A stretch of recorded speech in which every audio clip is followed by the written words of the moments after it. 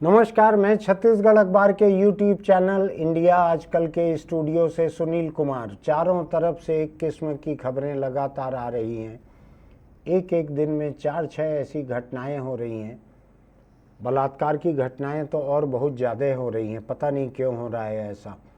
लेकिन 4-6 खबरें ऐसी आ रही हैं कि शादी का वायदा करके बलात्कार किया और फिर शादी नहीं की।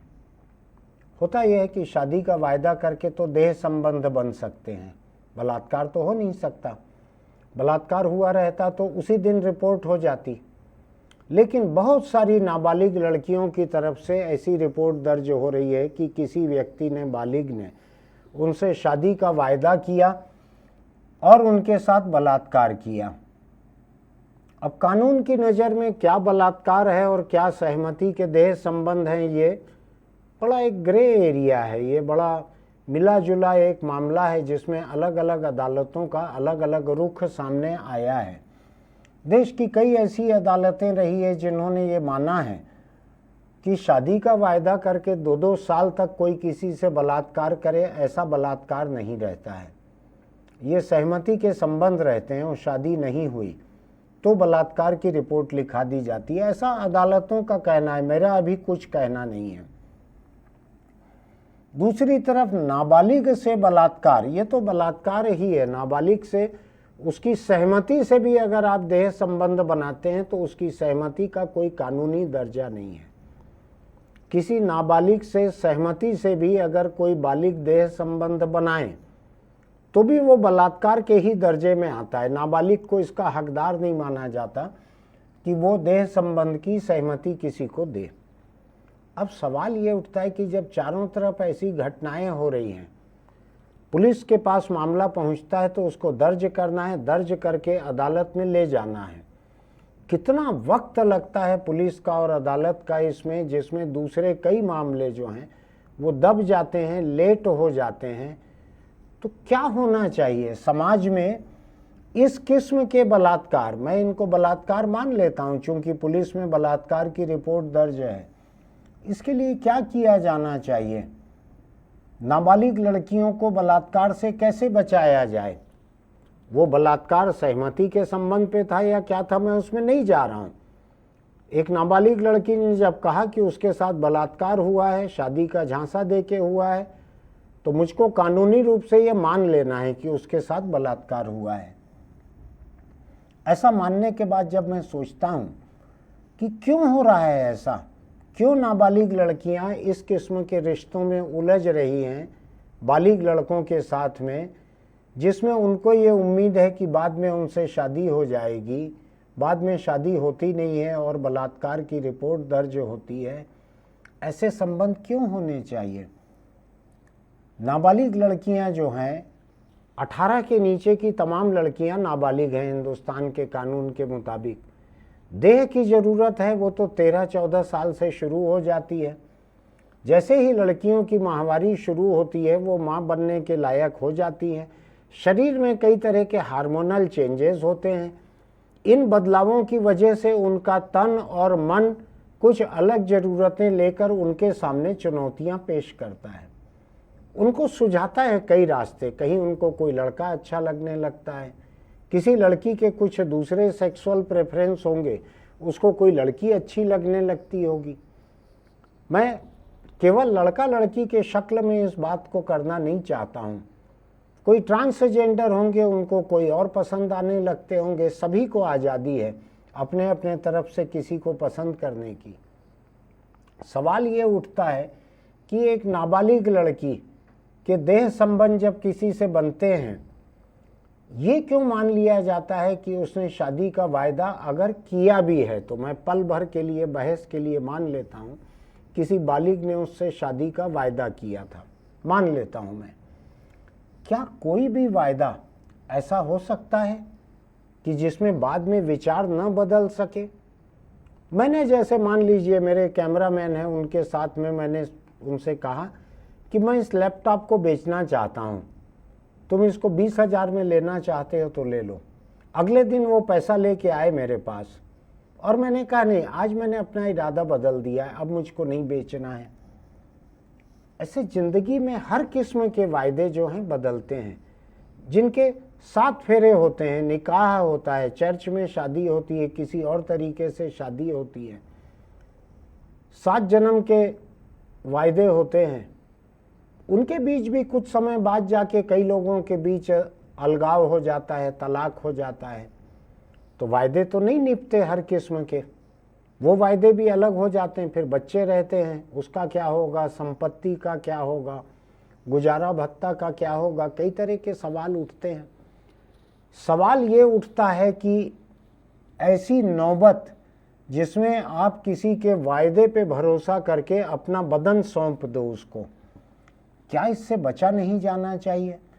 क्या नाबालिग लड़के लड़कियों को अपने देह संबंधों के चलते ये सावधानी नहीं बरतना चाहिए कि वायदे हो सकता है पूरे न हो? मैं एक दूसरी बात भी कहता हूँ। एक नाबालिग लड़की की रिपोर्ट पे एक बालिग लड़का गिरफ्तार हो गया। उसे लड़की को क्या हासिल होने वाला है? लड़के को तो सजा हो जाएगी लड़की के बयान के आधार पर कि इसने मुझसे देह संबंध बनाया था, मुझसे सेक्स किया था और कहा था मैं शादी करूंगा, इसलिए मैंने अपना शरीर इसको दे दिया था। इसने धोखा दिया है तो अब वो बलात्कार है, तो उसको हो सकता है बलात्कार की सजा हो जाए। हालांकि इस बारे में अलग अलग कई हाई कोर्ट, इनका अलग अलग रुख भी है। जो भी होगा मैं उस पर नहीं जाता हूँ। एक आशंका या संभावना ये बनती है उसको सजा हो जाए। लड़की का क्या होगा? लड़की को क्या हासिल होगा? उससे कुछ हासिल होगा? मैं एक अलग किस्म की बात कई बार सुझा चुका हूँ, अपने एडिटोरियल में भी सुझा चुका हूँ, एडिटोरियल में भी सुझा चुका हूँ कि अगर बलात्कार साबित हो जाता है तो बलात्कारी की संपत्ति का एक हिस्सा बलात्कार की शिकार लड़की को मिलना चाहिए। उतना ही हिस्सा जितना बलात्कारी के बच्चों को मिलना है उसकी जायदाद में हिस्सा, या पत्नी को मिलना है, वैसा ही एक हिस्सा बलात्कार की शिकार लड़की को भी मिलना चाहिए। लेकिन ऐसा कानून आज तो है नहीं। ये तो मेरी अपनी सोच है, मौलिक सोच है कि असली इंसाफ तो तभी हो पाएगा जब किसी भी जुर्म के शिकार को मुजरिम की संपत्ति का एक हिस्सा मिलेगा। ये मैंने कुछ दिन पहले भी कहा था, मैं उस पर ज़्यादा कहना नहीं चाहता हूँ। लेकिन अभी लगातार मैं ये खबरें देख रहा हूँ, शादी का वायदा करके, शादी का झांसा देके नाबालिग से बलात्कार। इसके अलावा मैं देख रहा हूँ अभी कुछ खबर हेडिंग पढ़ के बता रहा हूँ आपको। एक नौजवान बारात लेकर कहीं शादी करने पहुंचा, वहां पे उसकी पिछली गर्भवती प्रेमिका पहुंच गई और जाके रास्ता रोका कि तुमने मुझको गर्भवती किया है, तुम कैसे शादी करोगे? ये अब खबर को बारीकी से पढ़ने से मुझको पता लगता है कि ये गर्भवती प्रेमिका जो है ये भी पहले से शादीशुदा है और अपने पति से अलग रह रही है। मामला थोड़ा जटिल हो जाता है। मैं महिला विरोधी नहीं हूँ, आप लोग तमाम लोग जानते हैं, अगर मुझको देखते हैं तो मैं महिलाओं का हिमायती हूँ। लेकिन सवाल ये उठता है कि एक महिला अपने पति से अलग रह रही है अपने मायके में, वहाँ उसका किसी और से संबंध हो जाता है, वो संबंध जो है उसमें वो गर्भवती हो जाती है, उसके बाद इनका आपस में नहीं जमता तो वो लड़का या नौजवान जो है वो किसी दूसरी जगह शादी तय कर लेता है। उस शादी को रोकने के लिए गर्भवती प्रेमिका पहुंच जाती है जो किसी और की बीवी भी है। किसको कानूनी रूप से सच माने, सही माने, किसको गलत माने कानूनी रूप से, बड़ा जटिल मामला है ये। कोई लड़की अगर किसी लड़के से गर्भवती हो गई है तो क्या उससे शादी होना जरूरी होना चाहिए? क्या किसी लड़की को गर्भवती होने से बचने के लिए कुछ सावधानियां बरतनी चाहिए? ये जरूर है, कानून कहता है कि अगर कोई आपका बच्चा है, जैसा कि मासूम फिल्म में था, कि अगर कोई बच्चा आ ही जाता है कि ये पति जो है इसके पहले के किसी प्रेम से ये बच्चा पैदा हुआ है, तो उसकी कानूनी जिम्मेदारी उस पिता पे आ सकती है। ऐसा कानून तो है। लेकिन क्या शादी रोकी जा सकती है कि किसी और लड़की को आपने गर्भवती कर दिया है, अब यहाँ शादी कैसे करोगे? क्या होगा कानून, मुझको अंदाज नहीं है, मैं उतना बारीकी को नहीं जानता हूँ। लेकिन मैं समझना जरूर चाहता हूँ, सवाल उठाना चाहता हूँ आप लोगों के सामने कि क्या होना चाहिए। हम समाज की नाबालिग लड़कियों को ऐसे देह संबंधों से बचाने के लिए क्या कर सकते हैं? क्यों लड़कियों को ये समझाने की ज़रूरत है कि देह संबंध के वक्त किया गया हर वायदा पूरा हो जाए, ऐसा ज़रूरी नहीं रहता है। कैसे किया जाए इसको, कैसे माना जाए इसको, कैसे लड़कियों को समझाया जाए, मुझको एक बड़ी समस्या ये लग रही है। क्योंकि आज ही मेरे पास एक दूसरी खबर है। वो दूसरी खबर ये कहती है कि किसी मैट्रिमोनियल साइट में, किसी शादी के जो वेबसाइटें रहती है दूल्हा दुल्हन जुटाने की, उसमें किसी ने एक जान पहचान हुई किसी लड़के से किसी लड़की की, बालिग होंगे दोनों, तभी मैट्रिमोनियल वेबसाइट पे थे। मैट्रिमोनियल वेबसाइट की पहचान हुई, उसके बाद शादी करने का झांसा दे के लड़की के साथ दुष्कर्म किया, फिर शादी से इनकार कर दिया। अब लड़की चली गई है पुलिस में, पुलिस ने उस लड़के को गिरफ्तार कर लिया है। अब सवाल ये उठता है, ये दोनों बालिग हैं, ये भी एक मामला है कि बालिग के साथ आपने शादी का वायदा करके संबंध बनाए किसी लड़के ने, आदमी ने, और शादी नहीं की। क्या होना चाहिए इसमें? नाबालिग को समझाने का तो एक मुद्दा अलग है, ये तो बालिग है। क्या बालिग या लड़की या महिला, इनको ऐसी समझ देने की ज़रूरत नहीं है कि शादी का हर वायदा ज़रूरी नहीं है कि पूरा हो। फिर भले आप धोखे की रिपोर्ट लिखा दो, कैद करवा दो, जेल भेज दो, आपकी खुद की परेशानियां कितनी रहेंगी। क्यों हो रहा है? क्यों ऐसे देह संबंध बन रहे हैं जिसमें धोखे के आरोप की नौबत आ रही है? क्यों हो रहा है ऐसा? क्या समाज में लोगों के बीच में बिना शादी के वायदे के देह संबंध बनाने की संभावना बिल्कुल नहीं रह गई है? मुझको अभी बड़ा दिलचस्प एक वीडियो देखने मिला, हम कोशिश करेंगे आपको दिखाने की। भिलाई के एक विधायक हैं, रिकेश सेन नाम है शायद उनका, बीजेपी के विधायक हैं। एक कॉलोनी के बीच में एक मैदान सा दिखता है, बगीचा है या मैदान है। अगर मैदान है तो किनारे कुछ पेड़ हैं, अगर बगीचा है तो उजड़ा हुआ है। वहाँ 4-6 जोड़े ऐसे खड़े हुए हैं, बैठे हुए हैं, कोई आपत्तिजनक हालत में नहीं दिख रहे हैं। एक स्कूटर या मोटरसाइकिल रुकी है, उस पर एक कोई बैठा या बैठी है, दूसरा खड़े होकर बात कर रहे हैं। लड़के लड़कियां कई जगह करते हैं। मुझको मेरे घर के दीवार के किनारे ऐसे लड़के लड़की कई बार दिखते हैं शाम को बात करते हुए। दोपहर को भी पेड़ की छाया है तो बात करते दिखते हैं। विधायक जी वहाँ जाते हैं, जाके उनसे पूछते हैं, आपको दिखाते हैं अभी, तुम लोग यहाँ क्या कर रहे हो? तो जो जवाब वो देते हैं वो बड़ा दिलचस्प जवाब है। उसमें से कुछ जोड़े उनको ये कहते हैं, जोड़ों में लड़का कहता है, लड़की तो चेहरा बांध के बैठी हुई है। लड़का ये कहता है, क्या करें, कहाँ पे मिलें, मिलना है तो कहाँ जाएं? योयो होटल थी वो तो आपने बंद करवा दी। तो मुझको पता लगा योयो होटल के नाम से कुछ ऐसी होटलें चलती थी जहाँ घंटे के हिसाब से कमरे मिलते थे। 200 रुपये, 400 रुपये, 500 रुपये घंटे के हिसाब से कमरे मिलते थे। सुप्रीम कोर्ट ने कह दिया है, होटल के किसी कमरे में अगर बालिग लोग मिलते हैं तो उसमें कोई जुर्म नहीं बनता है, कह दिया है, साफ साफ कह दिया है। तो ये लड़के लड़कियां सहमति से अगर दोनों बालिग ऐसे किसी होटल में मिलते थे जो घंटों के हिसाब से मिल जाता था, 1-2 घंटों के लिए उनकी ज़रूरत कुल उतनी ही रहती थी, जेब में पैसा भी उतना ही रहता था। मुझको ये देखना बड़ा दिलचस्प लगा वीडियो, इसके कुछ हिस्से आपको हम दिखाएंगे अभी। कहाँ रहते हो आप लोग? हैं? अच्छा, तो ये क्या, ये अड्डा है क्या? ये क्या कर रहे हो यहाँ पे? टाइम बिताने आए थे मतलब? हैं? बातचीत करने के लिए घर नहीं है क्या? तो आप बंद करवा दिए हो। ओयो बंद करवा दिया मतलब? ओयो बंद करवा दिया तो यहाँ रहोगे क्या? अरे टाइम पास ऐसा थोड़ी ना होता है, किसी के घर के सामने जो है टाइम पास करोगे? थोड़ा गार्डन है इसके बारे में। अरे गार्डन है तो क्या है, ओयो बंद करवा दिया मतलब? ओयो बंद होता तो क्या होता है? चलिए आप लोग चलिए, इस तरह से कहीं रहना नहीं है। कहाँ रहते हो? यहीं रहते हैं। कहाँ? नगर में। ये कौन है? वीडियो तो मत बनाओ। ये कौन है? मेरी गर्लफ्रेंड है भैया। गर्लफ्रेंड है तो यहाँ क्या कर रहे हो मैदान में? भैया आप ही तो सब बंद करवा के रखे हुए हो, इधर उधर जाने में आपसे डर लगता है भैया, कहीं पर भी जाने। भैया वीडियो मत बनाना भैया। ठीक है, वीडियो नहीं बनाएगा, इधर मेरी बात का जवाब दो। जी भैया। ये बता तू, जवाब दो पहले कि ये सब क्या है। भैया आप कहाँ बात कर रहे भैया, आप तो बताओ। पार्क तो कम से कम छोड़ दो भैया हमारे लिए बात करने के लिए। अरे पार्क तो लोगों का घर है, लोगों का घर है, और इस तरह से अगर तुम लोग किसी के घर के सामने क्या बंद करवा दिया हूँ भैया मैं? हमारे लिए तो ओयो खुलवा दो कम से कम। ओयो भी आपके नाम से डरते हैं, दारू पीने के लिए भी कहीं डरते हैं भैया। आप दोस्त यार हमारे साथ घूमने के लिए डरते हैं, और क्या बताऊँ।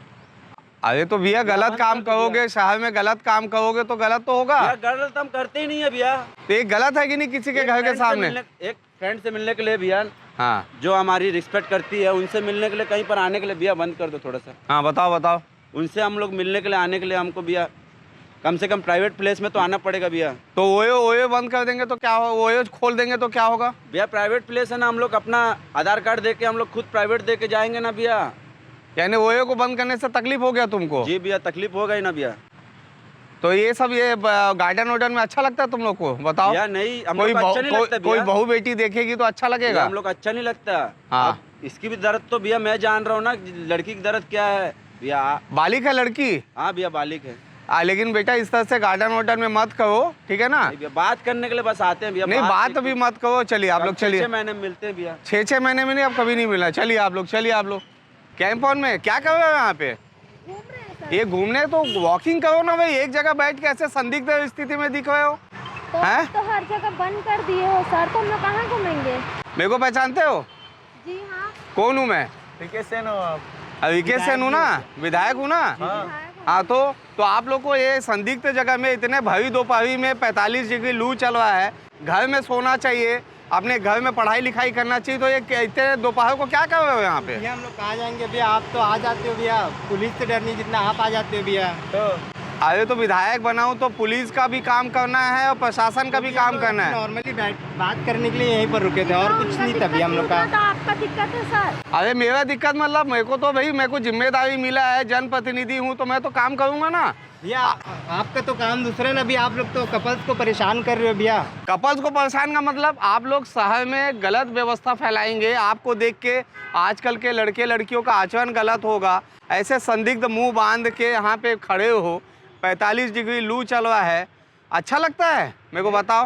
नहीं भैया, तो हम लोग यहीं पे बस बात करने के लिए ही बैठे थे। नहीं बात नहीं करना है, बात करने के लिए आप लोग का घर है, वहाँ चले जाइए, नहीं तो आप यहाँ से चेंज करके दूसरे जगह चले जाइए। भैया आज के बाद हम लोग यहाँ नहीं बैठेंगे भैया, हम लोग फैक्ट्री साइड चले जाएंगे, आपके इलाके में नहीं आएंगे भैया। कहाँ जाओगे? मैत्री गार्डन। मैत्री गार्डन?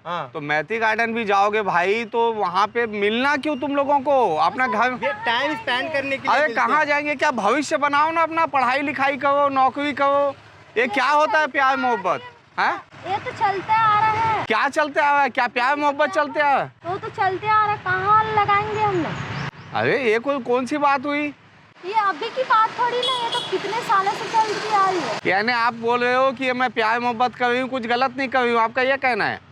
अरे देखो बेटा, पढ़ाई पे ध्यान दो, अपने माँ बाप का सपना पूरा करो। ये इसको टारगेट बना के चलोगे कि बरसों से प्यार मोहब्बत होते आया है तो अभी भी करना है, और ऐसे आप लोग ऐसे करोगे तो कई बार पुलिस पकड़ के ले जाएगी, कई बार प्रशासन आएगा, मोहल्ले वाले। अभी कंप्लेन आया कि यहाँ पे बहुत सारे जोड़े बैठे हुए हैं, लोग आप लोग से त्रस्त हो गए हैं। क्या है, लोगों की बहू बेटियां हैं, सब शाम को वॉक करती हैं यहाँ पे, और आप लोग लगातार बैठते हैं। तो बेटा आप लोग से निवेदन है, इसको आप लोग जो है अपने अपने घर जाइए और अच्छे वातावरण में रहिए, पढ़ाई कीजिए, लिखाई कीजिए, नौकरी कीजिए, ठीक है ना? आज के बाद इस क्षेत्र में मत देखना। आपके क्षेत्र में आज के बाद नहीं आएंगे, ठीक है? हम लोग कहीं और चल जाएंगे। हाँ कहीं और चले जाओ, लेकिन यहाँ मत आना, ठीक है ना? और अपना कैरियर बनाओ, फोकस करो कैरियर पे, ठीक है? कि 4-6 जोड़े थे वहाँ पे, मैं सबका नहीं देख पाया वीडियो, उसमें से कम 2 लोगों ने कहा कि ये ओयो होटल या योयो होटल जो भी है उसको आपने बंद करवा दिया है, विधायक को कहा, और विधायक वहाँ से भगा रहे हैं, जाओ अपने घर पे मिलो। कौन माँ बाप अपने घर पे लड़के लड़कियों को मिलने देते हैं? हर माँ बाप शहंशाह अकबर बन जाते हैं, अनारकली को दीवार पे चुनवाने की नौबत पे आ जाते हैं, या ऑनर किलिंग जैसी तलवार उठा लेते हैं। कोई माँ बाप अपने घर पे लड़के लड़कियों को नहीं मिलने देते। दुर्लभ होंगे ऐसे माँ बाप। मेरे ख्याल से हिंदुस्तान में ऐसे माँ बाप के मुकाबले सफ़ेद शेर अधिक गिनती में होंगे। तो अब सवाल ये उठता है कि लड़के लड़कियां मिलें कहाँ पे, उनके संबंध कैसे बने, शादी के वायदे के बिना क्या हो सकता है। आपको एक दिलचस्प बात बतलाता हूँ। गुजरात की बात है। कई साल हुए गुजरात में कानून बना के इस प्रथा को ख़त्म किया गया। वहाँ एक प्रथा चलती थी जिसको मैत्री करार कहते थे। मैत्री यानी मित्रता और करार यानी एग्रीमेंट, फ्रेंडशिप एग्रीमेंट, मैत्री करार, जिसमें दो बालिग लोग, एक आदमी एक औरत, हो सकता है अब तो दो लड़के भी कर सकते हों ऐसा, या दो लड़कियां भी कर सकती हों, तो दो बालिग लोग ऐसा एग्रीमेंट करते थे स्टाम्प पेपर कि हम दोनों के बीच प्रेम संबंध, देह संबंध हम स्थापित कर रहे हैं। आज इतने तारीख से अगले 1 साल के लिए, 2 साल के लिए हमारे बीच कोई बच्चा अगर पैदा होगा तो उसकी जिम्मेदारी किस पे रहेगी, नहीं रहेगी, इतने समय के बाद हमारा एक दूसरे से कोई लेना देना नहीं रहेगा, इस तरह की बात। ऐसी बात वहाँ स्टाम्प पेपर पे लिख के एग्रीमेंट होता था। मैं बड़ी दिलचस्प बात आपको बतलाता हूँ। मैं पहले इंटरनेशनल फिल्म फेस्टिवल अटेंड करने जाता था हिंदुस्तान के अलग अलग शहरों में। वहाँ गुजरात से भी कुछ लोग आते थे। उसमें एक जोड़ा ऐसा भी था मैत्री करार वाला, पति पत्नी नहीं थे वो, शायद दो में से एक तो कम से कम अलग कहीं शादीशुदा थे ही, लेकिन उनका किसी और से भी मैत्री करार था। तो ऐसे मैत्री करार वाले प्रेमी प्रेमिका आके एक बार रुके थे, उनसे मेरी मुलाकात भी हुई थी। सवाल ये उठता है कि क्या ऐसा कोई करार होना चाहिए जो बलात्कार की तोहमत से बचा सके, या लोगों को देह संबंध बनाना ही नहीं चाहिए कि आज मैं देह संबंध बनाऊं और कल मेरे खिलाफ बलात्कार की रिपोर्ट हो जाए। क्या होना चाहिए? मेरे पास कोई समाधान नहीं है, लेकिन मैं इस बात को उठा रहा हूँ। इतने देह संबंध, इतने शिकायत, इतनी गिरफ्तारी मामले, बलात्कार की इतनी तोहमतें, ऐसा क्यों होना चाहिए? अब मैं एक दूसरी बात कहता हूँ। अगर मान लीजिए प्रेम और दोस्ती के लंबे रिश्तों के बाद शादी के वायदे के बिना या उसके सहित ऐसे देह संबंध अगर लोगों के हो रहे हैं, सेक्स संबंध हो रहे हैं, क्या इससे ज़्यादा अच्छा, आसान, सुरक्षित और सस्ता बाजार का सेक्स नहीं रहेगा? जहाँ वेश्यावृत्ति होती है, कॉल गर्ल्स उपलब्ध हैं, आप टेलीफोन कर लो, व्हाट्सएप पे फ़ोटो आ जाती है, लड़की आ जाती है। मेरे कैमरा पर्सन अभी याद दिला रहे हैं, ऐसे खबरें आती है, कॉल गर्ल्स, बड़े करोड़पति लोग जो हैं बम्बई से भी बुला लेते हैं, उनके टेलीफोन पे आ जाती हैं, अपने फार्म हाउस में ले जाते हैं, कहीं और ले जाते हैं। होता है ऐसा, मेरी जानकारी में है। क्या बाजार में उपलब्ध सेक्स जो है बलात्कार की घटनाओं को कम कर सकता है? क्या हिंदुस्तान में सेक्स ट्रेड, जिसको कि सुप्रीम कोर्ट ने कह दिया ये गैर कानूनी नहीं है, कोई महिला अपना बदन बेचना चाहे वो बेचे, पुलिस उसके तरीके निकाल लेती है कार्रवाई करने के लिए। अभी तक सुप्रीम कोर्ट के शब्दों को लेके उसमें से छेद ढूंढ के पुलिस कार्रवाई करती है। अभी भी वेश्यावृत्ति के बहुत सारे मामले पकड़ाते हैं, लोग गिरफ्तार होते हैं, परेड सी दिखाते हैं, 6 लड़कियां 5 आदमी दिखाते हैं, पुलिस पकड़ती है। दरअसल कोई महिला अपनी मर्जी से अपना बदन बेचना चाहती है तो सुप्रीम कोर्ट के मुकाबले ये उसका हक है।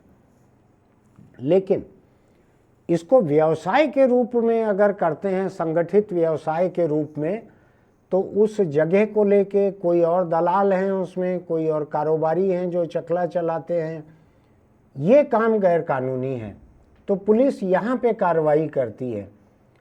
अब मैं सोचता हूँ कि अगर वेश्यावृत्ति को एक कानूनी दर्जा दे दिया जाए, हिंदुस्तान में सेक्स उपलब्ध रहे, जैसा कि दुनिया के बहुत सारे देशों में है, जैसा कि एम्स्टर्डम यूरोप का शहर है, जिसमें नीचे दुकान है, बाज़ार है, ऊपर बिल्डिंग है, रिहायशी फ्लैट भी हैं, बीच बीच के फ्लैट में कहीं पे वेश्याएँ भी रहती हैं, अपना देह बेचती हैं, किसी को कोई आपत्ति नहीं होती, सब अच्छे से चलता है, परिवार भी चलता है, समाज भी चलता है, देह का धंधा भी चलता है, सब चलता है। क्या हिंदुस्तान में देह बेचने को कानूनी बना देने से बलात्कार कम होगा। मुझको लगता है अगर किसी जवान आदमी के दिल दिमाग पर अगर सेक्स छाया हुआ है तो बजाय इसके कि अड़ोस पड़ोस के 4 साल की 6 साल की बच्ची को उठा के ले जा के उससे बलात्कार करे, किसी 70 साल की महिला से बलात्कार करे, किसी और महिला को बुला के उसको खिलाने पिलाने में नशा करवा के, जो कि अभी बिलासपुर में हुआ। एक आदमी ने अपने दोस्त परिवार को अपने घर खाने बुलाया, पति पत्नी गए उसके घर खाने के लिए दूसरे शहर से, खाने में नशा मिला के उसने बेहोश कर दिया पति पत्नी को, फिर अपने दोस्तों को बुलाया और बेहोश पत्नी को दूसरे कमरे में ले जाकर सबने वहाँ बलात्कार किया।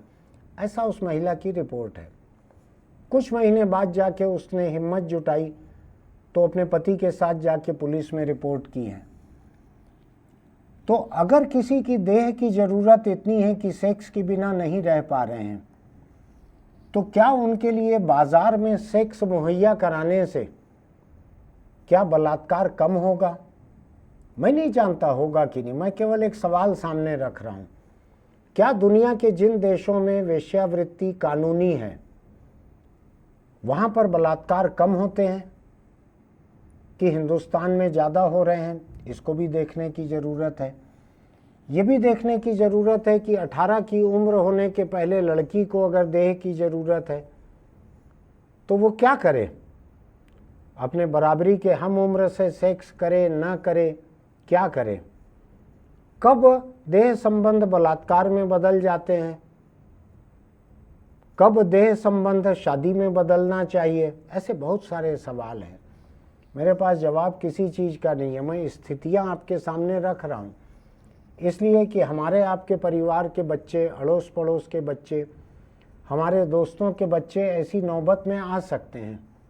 दोनों तरफ आ सकते हैं। पहचान की कोई लड़की ऐसी हो सकती है जिसको ये शिकायत रहे कि उससे शादी का वायदा करके झांसा देकर उससे सेक्स किया गया, जो कि अब बलात्कार कहा जा रहा है।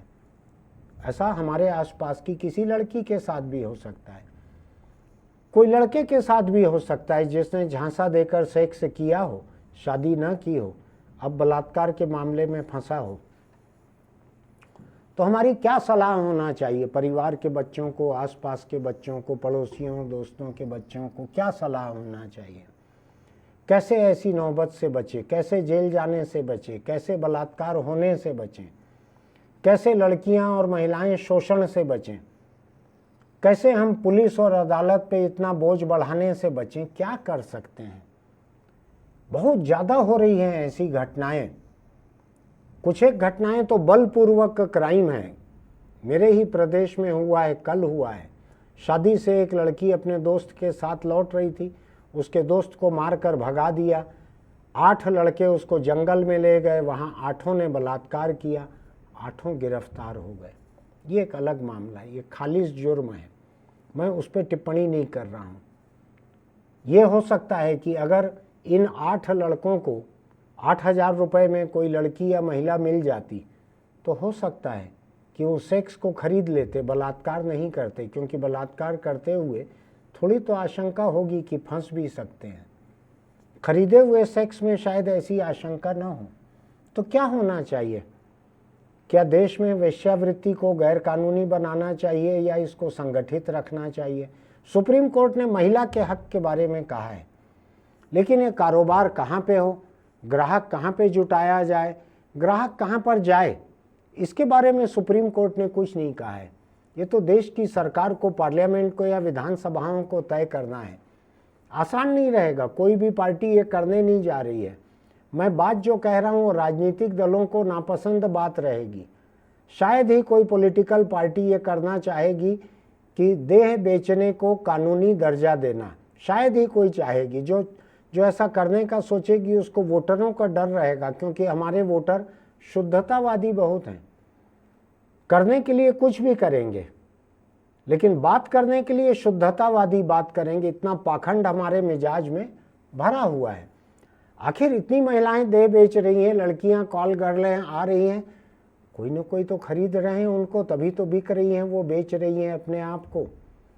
1 घंटे के 1000 से लेकर 50,000 तक अगर मिल रहे हैं किसी को, कोई तो खरीदार हैं, मर्द ही होंगे आमतौर पर खरीदार।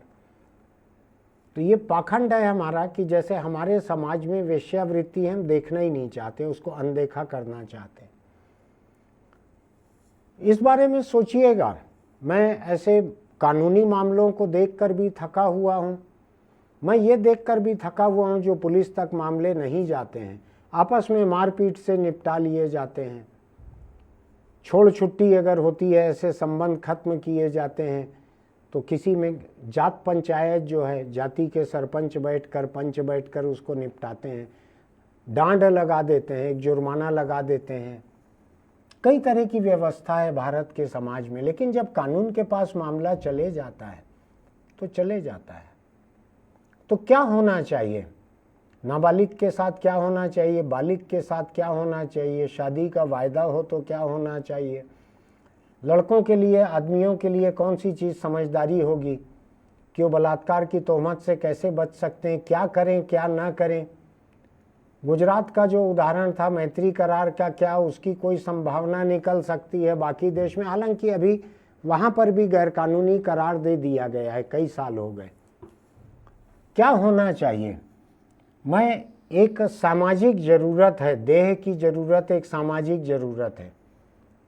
जो मैदान में, बगीचे में, तालाब किनारे लड़के लड़कियां मिलते हैं, उनके लिए घंटों के हिसाब से होटल के कमरे होने चाहिए कि नहीं होने चाहिए? मैं गुजरात की ही एक और बात बतलाता हूँ, एक और मिसाल देता हूँ कि वहाँ कुछ एक बड़े जो धार्मिक सामाजिक आयोजन रहते हैं, उनमें कई कई दिन तक वहाँ की होटलें जो हैं वो घंटों के हिसाब से ही कमरे देती हैं। जवान लड़के लड़कियाँ बाहर निकलते हैं, घूमते फिरते हैं, नाचते गाते हैं, होटलों में कमरे लेते हैं घंटों के हिसाब से। तो ज़रूरत है ये। यहाँ पे होटलों के कमरे अगर मिले घंटों के हिसाब से तो क्या दिक्कत है? अगर बालिग हैं दोनों तो दोनों का आधार कार्ड ले लीजिए, दोनों की आईडी ले लीजिए, और 1 घंटे के लिए चाहिए, 1 घंटे के लिए दे दीजिए। बालिग हैं दोनों। बलात्कार की रिपोर्ट तो उसके बाद भी लिखाई जा सकती है, उससे थोड़ी है। कम से कम एक जगह मिलती है प्रेम करने के लिए। ऐसे बहुत सारे सवाल हैं। मैं चाहता हूं कि समाज के लोग आपस में बात करें इस बारे में, इसको अनदेखा मत कीजिए। हमारे आपके आसपास के कोई भी जवान व्यक्ति, उनको ऐसी ज़रूरतें हो सकती हैं, इन ज़रूरतों को अनदेखा मत कीजिए। उनकी ज़रूरतों के बारे में सोचिए, समाधान निकालिए। ये सामाजिक समस्या है, ये व्यक्तिगत समस्या नहीं है, ये महज कानूनी समस्या भी नहीं है, ये सामाजिक समस्या है कि देह की जिसको ज़रूरत है उसको देह नहीं मिल रही है, प्रेम की ज़रूरत है, प्रेम नहीं मिल रही, जगह की ज़रूरत है, जगह नहीं मिल रही। एक गारंटी चाहिए। चुनाव में तो गारंटियाँ पटी हुई हैं चारों तरफ से। संबंधों में कोई गारंटी नहीं है कि आज मैंने प्रेम संबंध बनाया, फिर मैंने देह संबंध बनाया, गारंटी दी कि मैं शादी करूँगा, कल करूँ, ऐसी कोई गारंटी नहीं है। क्या होना चाहिए सोच के देखिएगा, इस बारे में बात कीजिएगा। रोज़ अखबारों में 10-10 खबरें हैं ऐसी, उन खबरों को पढ़िए। बालिग लोगों के लिए मेरी सलाह है, बच्चों के लिए नहीं है। बालिग लोग इस पे विचार विमर्श करें कि ऐसी नौबत से कैसे बचना चाहिए, नाबालिगों को कैसे बचाएं, बालिगों को कैसे बचाएं, आदमी औरत सबको कैसे बचाएं, लड़के लड़कियों को क्या सलाह दें। सोचिएगा ज़रूर, इसको छोड़ मत दीजिएगा, इसको अनदेखा मत कीजिएगा। ये अप्रिय हो सकता है, ये चर्चा कड़वी हो सकती है, लेकिन ये हकीकत है, ये सच्चाई है, इस पे चर्चा करना पड़ेगा समाज को। फिर मिलते हैं। मेरी ये बात आपको अच्छी लगती है तो हमारे YouTube चैनल इंडिया आजकल को सब्सक्राइब कीजिएगा, नोटिफिकेशन की बटन दबाइएगा, लाइक कीजिएगा। विधायक जी के सामने जो लड़के लड़कियों ने होटल के कमरों की ज़रूरत जो बताई है उस पर भी सोचिएगा। टिप्पणी लिखिएगा कि मेरे इस बात पे आपका क्या कहना है। अगर मेरी बात आपको बदचलनी की लगती है, ख़राब लगती है, वो भी लिख दीजिए, मैं बुरा नहीं मानूंगा। मैं तो एक हकीकत की दिक्कत को हल करने की बात कर रहा हूँ। चलते चलते छोटी सी एक सलाह, आप किसी भी तरह के देह संबंध बनाएं, अगर वो शादी से परे के देह संबंध हैं तो सावधानी बरतिए। बाज़ार में कई तरह के कंडोम उपलब्ध हैं, उनका इस्तेमाल कीजिए। उससे न केवल अवांछित गर्भ रुकता है, न केवल अवांछित गर्भ रुकता है, बल्कि कई तरह की सेक्सुअली ट्रांसमिटेड डिजीज़ भी रुकती हैं। यौन संबंध जनित रोग जो हैं, कई तरह के एड्स हैं, कई और तरह के हैं, वो भी रुकते हैं। अवांछित गर्भ भी रुकता है। तो ऐसा इस्तेमाल कीजिए जहाँ पे ज़रूरत रहे। पुलिस को भी मेरी सलाह है, जहाँ छापा मारती है, जहाँ कंडोम जब्त होते हैं, तो पुलिस अपने प्रेस नोट में लिखती है आपत्तिजनक सामान बरामद हुआ। इसमें आपत्तिजनक नहीं है, ये जीवन रक्षक सामान है। इसमें क्या चीज़ आपत्तिजनक है? अगर लोग सुरक्षित यौन संबंध बना रहे हैं, चाहे वो गैर कानूनी रहे, चाहे वो धंधे का रहे, चाहे किसी का रहे, आपको लगता है कि कंडोम यूज़ करके बलात्कार करना जो है बिना कंडोम के बलात्कार करने के मुकाबले अच्छा या बुरा है? आपको लगता है? जहाँ कहीं आप अपने जीवन साथी के अलावा और किसी से भी संबंध बनाते हैं तो इनका इस्तेमाल कीजिए। आपको लगता है कि आपके जीवन साथी वफादार नहीं है तो भी आप इसका इस्तेमाल कीजिए, क्या दिक्कत है इसमें? मैं यही सावधानी, आज बालिग सावधानी सुझा रहा हूँ। बालिग विषय है कि आप सावधानी से पीछे मत हटिए। मैंने कई बार एक बात लिखी है, मेरे आसपास के लोग बुरा भी मानते हैं। मेरा ये कहना है कि अगर आप बाहर जाते हैं, चाहे महिलाएं हों, चाहे आदमी हों, लड़के लड़कियां हों, जो भी हों, अगर आप बाहर जाते हैं, किसी और से सेक्स संबंध बनाते हैं, तो कंडोम का इस्तेमाल ज़रूर कीजिए। आप बेवफाई लेके घर लौट आइए, लेकिन बीमारी लेके घर मत आइए। अपने बेकसूर भागीदार को, अपने बेकसूर जीवन साथी, प्रेमी या प्रेमिका को आप बीमारी गिफ्ट मत कीजिए। बेवफा तो ठीक है, आप प्रायश्चित कर सकते हैं, आगे के लिए वफादार हो सकते हैं। एक बार एड्स जैसी बीमारी ला के दे देंगे तो आप भी मरेंगे, अपने साथी को भी मारेंगे। सावधानी बरतिए, इस्तेमाल कीजिए कंडोम का। पुलिस से भी मेरी सलाह है कि आप इसको आपत्तिजनक सामान लिखना बंद कीजिए, इसमें कुछ आपत्तिजनक नहीं है। जिस तरह के संबंध में भी इसका इस्तेमाल होता है, ये बिल्कुल ज़रूरी चीज़ है, इसमें कुछ भी आपत्तिजनक नहीं है। फिर मिलेंगे।